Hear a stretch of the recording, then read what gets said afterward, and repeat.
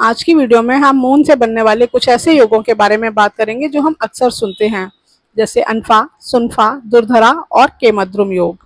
लेकिन उससे पहले मैं आप सभी लोगों को बहुत बहुत धन्यवाद कहना चाहूँगी, जो भी लोग मेरी वीडियो देखते हैं, लाइक करते हैं, शेयर करते हैं और कमेंट्स करते हैं। चलिए हम अपने टॉपिक पर आते हैं। आज हम बात कर रहे थे मून से बनने वाले योगों के बारे में।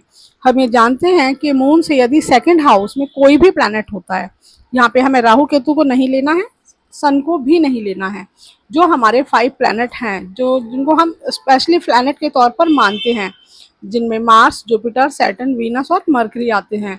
ये पांचों प्लैनेट्स में से कोई भी प्लैनेट यदि मून से सेकंड हाउस में प्लेस्ड होता है तो हम कहते हैं ये सुनफा योग है। इसी तरीके से इन्हीं पांचों प्लैनेट्स में से कोई भी प्लैनेट यदि मून से 12th हाउस में प्लेस्ड होता है तो हम कहते हैं ये अनफा योग है। और अगर दोनों ही साइड प्लैनेट हैं तो हम कहते हैं दुर्धरा योग है, और दोनों ही साइड कोई भी प्लैनेट नहीं है तो हम कहते हैं कि ये केमद्रुम योग है।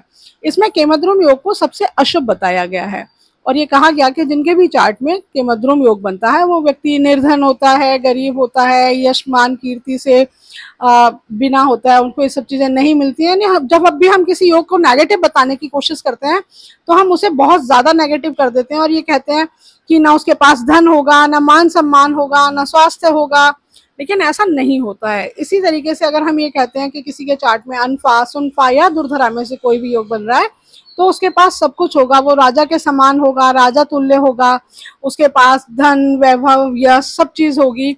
पर ऐसा नहीं हो सकता। कोई भी प्लैनेट आपको वो चीज नहीं दे सकता जो उसके पास नहीं है। और हर प्लैनेट के पास पराशर जी ने अलग अलग चीजें बताई हैं कि किस प्लैनेट के पास क्या है। जैसे अगर हम मरकरी की बात करें तो हम कहेंगे मरकरी के पास बुद्धि है। हम जुपिटर की बात करेंगे तो हम कहेंगे उनके पास ज्ञान है, धन भी हम मानते हैं। वीनस की बात करें तो हम लग्जरी कहेंगे, सैटर्न की बात करें तो हम सेवा भाव कहेंगे, और यही मार्स की बात करें तो हम फिजिकल स्ट्रेंथ कहेंगे कि शारीरिक बल होता है उनके पास। तो इस तरीके से जो भी प्लैनेट अगर हमारे किसी भी योग को बनाता है, सुनफा को बनाए, अनफा को बनाए, दुर्धरा को बनाए, तो वो वही तो दे पाएगा जो उसके पास है।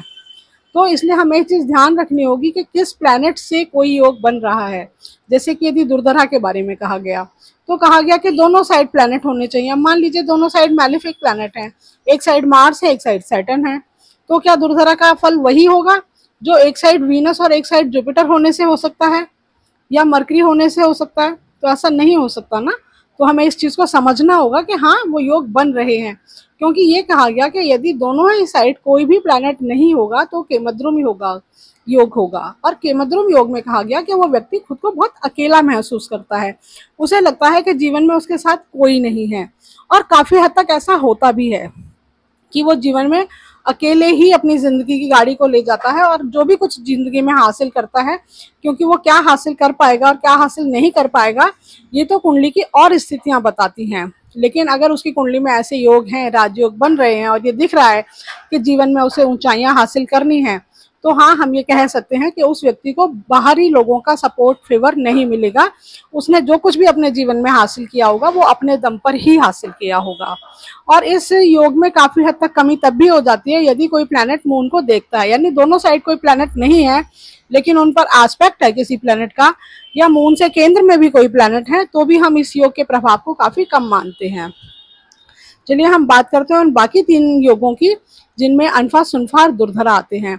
तो हमने ये कहा कि मून से यदि सेकंड हाउस में कोई प्लैनेट होता है तो सुनफा योग बनता है, और 12th हाउस में है तो अनफा बनता है। लेकिन हमने ये कहा कि पांचों में से कोई भी प्लैनेट होगा तो ये योग बन जाएगा, और उस योग के फल हमें एक ही बताए गए। तो हमें ये ध्यान रखना है कि कौन से प्लैनेट से वो योग बन रहा है। इसी तरीके से दुर्धरा का भी हमें ध्यान रखना है कि किस प्लैनेट से वो योग बन रहे हैं। तो अभी हम समझ लेते हैं हर प्लैनेट को अलग अलग। जैसे मान लीजिए कि यदि मून से सेकंड हाउस में मार्स प्लेस्ड है तो मार्स का क्या ट्रेड होता है? हम कहेंगे वो व्यक्ति को अहंकारी बनाएंगे, क्योंकि हम जानते हैं सेकंड हाउस हमारे संस्कारों का होता है। तो हमारे संस्कारों पर, हमारे मानसिक संस्कारों पर उस प्लैनेट का प्रभाव आएगा, क्योंकि हम मून से सेकंड हाउस देख रहे हैं। तो हमें कहेंगे अगर मून से सेकंड हाउस में मार्स होंगे तो व्यक्ति जरूरत से ज्यादा इगोइस्ट हो सकता है। हाँ वो साहसी होगा, निडर होगा, उसके अंदर लीडरशिप क्वालिटी होंगी, उसके पास प्रॉपर्टी भी हो सकती है, क्योंकि मार्स को हम प्रॉपर्टी का कारक मानते हैं, लेकिन अग्रेसिव भी वो बहुत होगा और इगोइस्ट भी होगा। इसी तरीके से अगर मार्स 12th हाउस में होते हैं मून से, तो हम कहेंगे व्यक्ति थोड़ा चिड़चिड़ा हो सकता है, थोड़ा जिद्दी अड़ियल स्वभाव का हो सकता है। इसके अलावा हम उसको थोड़ा सा कुटिल भी मान सकते हैं कि वो डिसऑनेस्ट हो सकता है, दूसरों के लिए थोड़ा नेगेटिव सोचने वाला हो सकता है।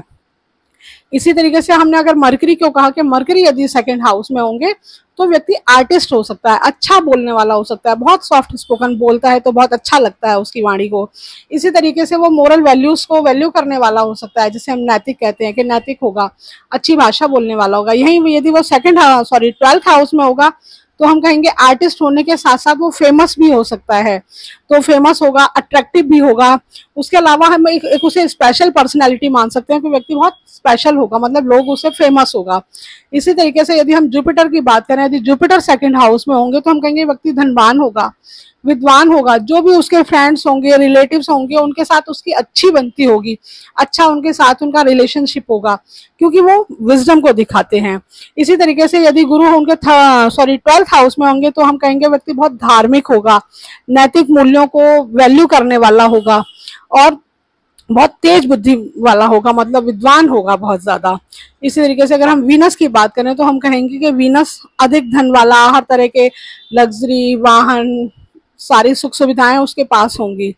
और लेकिन हम कह सकते हैं अगर 2nd हाउस में है कहीं वीनस, तो कहीं ना कहीं व्यक्ति के अंदर थोड़ा शो ऑफ हो सकता है कि वो दिखावे वाला हो सकता है। हालांकि इन चीजों के लिए हमें ध्यान देना होगा कि वीनस की वहां पर क्या स्थिति है, क्योंकि यहाँ पर अभी सिर्फ इतना बताया जा रहा है कि मून से 2nd हाउस में ये प्लेनेट हो और मून से 12th हाउस में ये प्लेनेट हो। जैसे जैसे उनकी स्थिति चेंज होगी वैसे वैसे उनके ये प्रभाव भी चेंज हो जाएंगे, क्योंकि हम ये जानते हैं जब भी किसी प्लेनेट के कोई ट्रेड्स बताए जाते हैं तो वो पॉजिटिव प्लेनेट के ट्रेड्स बताए जाते हैं, यानी वो बली स्थिति में है और शुभ प्रभाव में है। तो हम कहते हैं, जैसे हमने कहा कि सन हमारे क्या कहते हैं ईगो के कारक होते हैं, सेल्फ रिस्पेक्ट के कारक होते हैं, गवर्नमेंट से अच्छे रिलेशन के कारक होते हैं, समाज में मान सम्मान के कारक होते हैं। तो सन ये सब चीजें हमें तब दे पाएंगे जब वो कुंडली में अच्छी स्थिति में होंगे, स्वराशि होंगे, उच्च के होंगे, शुभ भावों में प्लेस्ड होंगे, शुभ ग्रहों द्वारा दृष्ट होंगे। जितनी ज्यादा उनकी स्थितियां खराब होती जाएंगी, मान लीजिए वो राशि वाले शत्रु राशि हो गए या नीच राशि हो गए, पाप ग्रहों का उन पर प्रभाव हो गया, तो ये सारी चीजें नेगेटिव वे में हो जाएंगी। फिर हम कहेंगे ना मान सम्मान मिलेगा, ना सरकार के साथ अच्छे रिलेशन रहेंगे, ना आपके अंदर अपनी सेल्फ रिस्पेक्ट हो लेकर कोई खास ज्यादा वो होगा। तो इसी तरीके से हमें हर प्लैनेट्स को हर जगह समझना होता है। तो हमने ये कहा कि अगर वीनस आपके 12th हाउस में होंगे तो हम कहेंगे व्यक्ति के पास धन वैभव तो सब होगा, लग्जरी होगी, उसके अलावा वो अट्रैक्टिव होगा, बल्कि अपोजिट जेंडर को हम कहेंगे स्त्रियों को जल्दी अट्रैक्ट करने वाला होगा। जिनके 12th हाउस में वीनस होता है वो लेडीज को बहुत जल्दी अपनी तरफ अट्रैक्ट कर लेते हैं। इस तरीके से अगर हम सैटर्न की बात करें कि सैटर्न यदि 2nd हाउस में होंगे तो हम कहेंगे वो व्यक्ति अच्छा व्यापारी तो हो सकता है, लेकिन उसके अलावा उसकी इच्छा हो सकती है दूसरों की संपत्ति पर को हड़पने की, या दूसरों की संपत्ति मुझे मिल जाए, इस तरह की विचारधारा रखने की। तो इस तरह के ट्रेड्स हम 2nd हाउस में सैटर्न के मान सकते हैं कि दूसरों की चीजों पर उनका थोड़ा वो रहता है कि ये चीज मुझे मिल जाए, वो चीज मुझे मिल जाए, इस तरीके से। यही यदि सैटर्न हमारे 12th हाउस में होंगे तो कहीं ना कहीं वो हमारी मानसिक शांति के लिए अच्छे नहीं होंगे। हम जानते हैं 12th हाउस में मून से ट्रांजिट भी हम अच्छा नहीं मानते, तो हम प्लेसमेंट कैसे अच्छी मान सकते हैं। जानते हैं ना कि 7.5 होती है 12th हाउस में सैटर्न का आना। तो हमने कहा मानसिक शांति की कमी रहती है, व्यक्ति हर समय एक उतावलापन सा लेकर रखता है, हर समय टेंशन में रहता है, कहीं ना कहीं नेतृत्व करने का गुण उसमें हो सकता है, लेकिन कहीं ना कहीं मानसिक शांति उनकी कमजोर रहती है, मतलब मेंटल पीस उनके पास नहीं होता है। तो ये हमारे होते हैं। अब मान लीजिए यही दुर्धरा में आ जाए तो दोनों तरफ के प्लैनेट्स को हम किस तरीके से लेते हैं, समझेंगे कि दुर्धरा योग हमें किस तरह के प्रभाव देगा। यहीं पर अब ये प्लैनेट जो भी हमने इनके ट्रेड्स बताए हैं, ये प्लैनेट वहां पर पीड़ित स्थिति में हो जाते हैं, इन प्लैनेट्स के ऊपर पाप ग्रहों का प्रभाव आ जाता है, या राशि वाइज ये पीड़ित हो जाते हैं, शत्रु राशि में है, नीच राशि में है। तो ये ट्रेड्स इनके सारे थोड़े थोड़े चेंज हो जाएंगे और वो हमें समझना होगा कि उसके प्रभाव को हम कैसे लेते हैं। लेकिन केमद्रुम योग क्या होता है और दुर्धरा क्या होता है, अल्फा सुल्फा क्या होते हैं, अलग अलग प्लैनेट्स कैसे इन योगों को बनाते हैं, तो ये हमने आज समझने की कोशिश की।